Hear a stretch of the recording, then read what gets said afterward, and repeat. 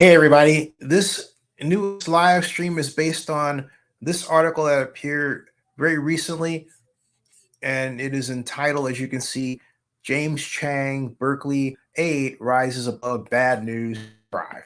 So I'm going to read this because it's very important that this information get out. And with that, I'll start. James Chang, aide to Berkeley District 3 Council Member Ben Bartlett, has managed to not only survive his election loss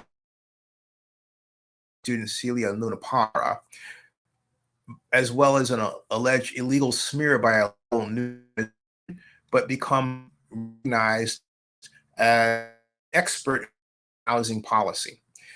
As the chief of staff to Councilmember Bartlett, James Chang is the glue that holds the office together, from taking calls for legislation to meeting with constituents, training office staff, and representing Bartlett at events.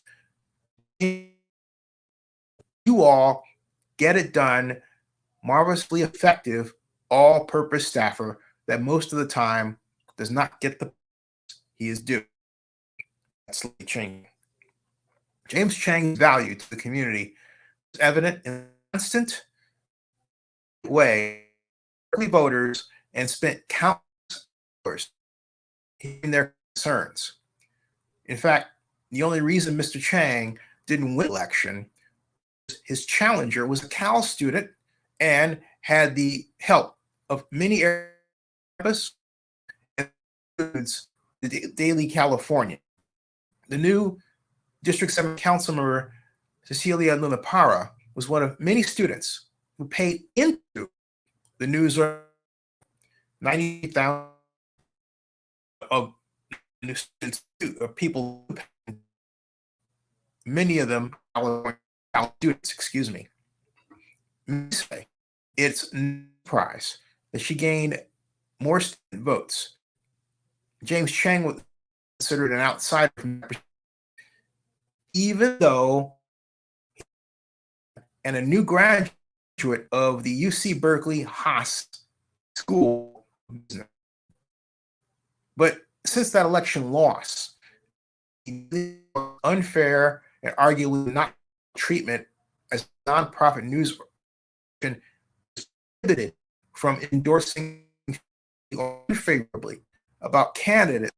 James Chang recognized many corners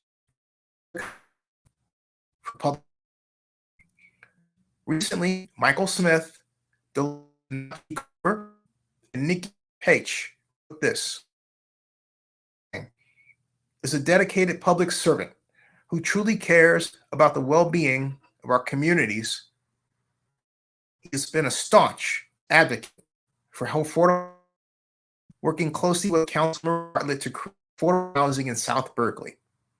This community has been severely impacted by displacement and gentrification, and James played a crucial role in negotiating the co-op. This affordable housing co-op was formerly a dilapidated property owned by McNew. Project prevents residents from being displaced. James Chang was also instrumental in Step Up Housing. Step Up Housing is a supportive model for the unhoused. District 7 needs an experienced leader like James Chang with a proven track record of delivering affordable housing, they wrote. James Chang is on the rise in Berkeley. Keep a lookout. And also keep this in mind, folks. The Daily Californian did something highly illegal. Specifically, and again, the Daily Californian is under what is called a 501c4 ownership as a nonprofit news organization. Because of that designation, the Daily Californian is legally prohibited. Look at the law yourself under the Internal Revenue Service. Prohibited from endorsing candidates and from writing politically partisan articles. In James Chang's case, they did both. They not only offered an endorsement, they also, and it doesn't matter even if it was for him, it still would have been illegal.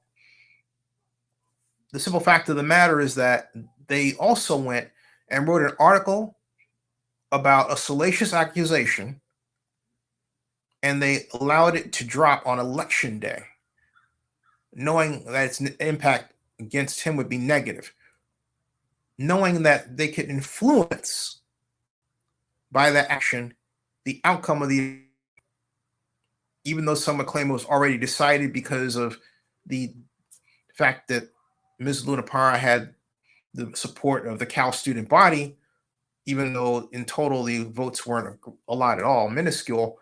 But nonetheless, the difference between James Chang as the alumni and Luna Parra as the student was evident throughout the campaign. Daily Count sought to impact that election by causing the article to drop on election day. They wanted to influence it. That is illegal. That is cause for a fine and possibly the elimination that owns this nonprofit designation. Why? Because the organization that does own the Daily Cal doesn't own any other news property that's, for example, for profit, and thus they are acting only for the purpose fiscal sustenance of the Daily Cal. That's it. That's it. Only for the fiscal sustenance of the Daily Cal. They own the Daily California. Their actions are illegal, completely illegal. And this must be consistent, echoed, and consistently communicated until such time as something is done about it, and then that did was wrong. Now let's get to the allegation.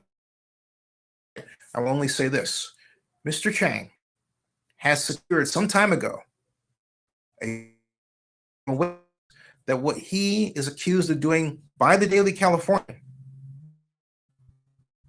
didn't happen. Now, why the Daily Californian?